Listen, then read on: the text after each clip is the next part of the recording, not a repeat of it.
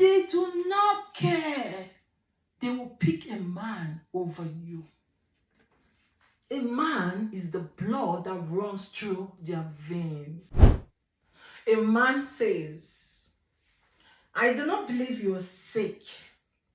I am coming to Lagos. Give me an address and I will come and check your breast to see if you really have breast cancer. This is a very disrespectful thing to say to a woman. My guy did not say, when I say my guy, the man that said that thing, he did not say, we can go to the hospital to check. I can see your medical reports. He rather said he would check it himself to see if there are lumps. What did the lady in question say? That is very disrespectful for you to say, because I have a man in my life. You do not bruise a man's ego like that. This was what a woman said in response to what that man said. Do you want me to repeat that again? That is very disrespectful for you to say, because I have a man, and it is not because I have a man in my life. You do not bruise a man's ego like that. This lady did not mention that it is disrespectful to her as a human. She said it was disrespectful to her man. So if she did not have a man, for instance, would that make it less disrespectful? Would that? This is the problem when we speak about pick-me women. They are a danger to themselves and everyone around them. Even that men they are trying to pick, they are a danger to those men. Imagine someone is sick. According to what she said she was diagnosed of breast cancer, she was sick. And this is something that people do not joke with, right?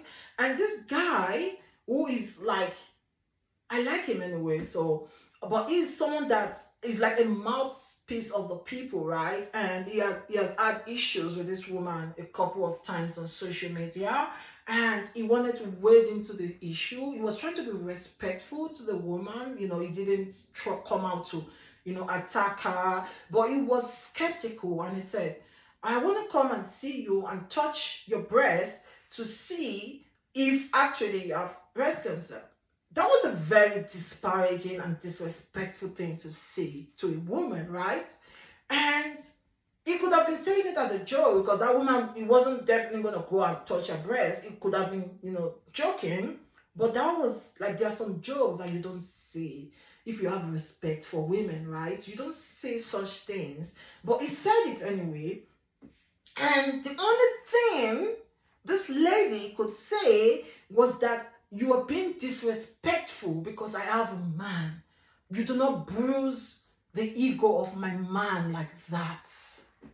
We don't even want to go down memory lane to this man she's talking about. We don't want to go there, but she said the only thing that mattered to her was the fact that she has a man.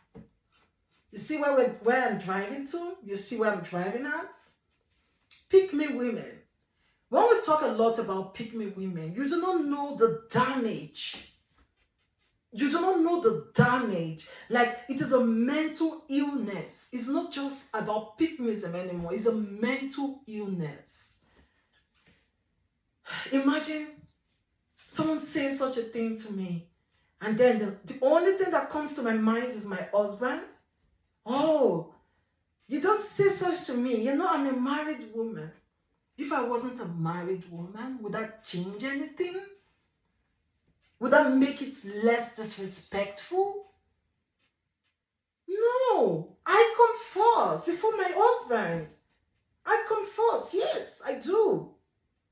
My feelings comes first. My respect for myself comes first before any man on earth. But this lady This lady, a name that cannot be mentioned, we would not mention names on this show, even if we talk about societal issues. We are not going to mention names on this show. But this lady in question, who happens to go by the same name with me, first name with me anyways, the only thing she could think of was the ego of a man, a so-called man, that despicable man, that man that whenever I see his picture, the only thing I think of is his late wife. That man was the only thing this lady could think of. She did not say, oh, that is disrespectful to me. Why would you say that?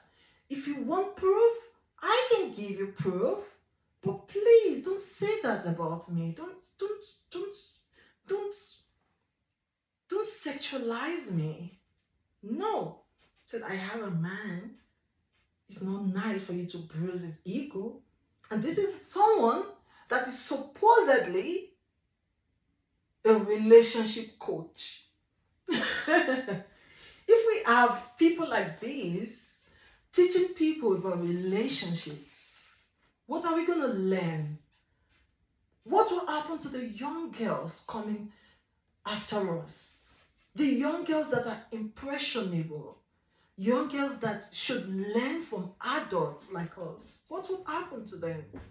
Pandering to men, seeking validation from men, loving men more than ourselves. Even the Holy Book says, love your neighbor as yourself, not more than yourself. I love myself more than any other person, and you should love yourself more than any other person. I hope people do not think that the mindset of a pick-me is a good thing. It's not. It's not a good mindset. It's a mental illness. Honestly, it is. If someone can take their time, watch someone's video, it wasn't even an impromptu event. It was something that she took her time, watched the video,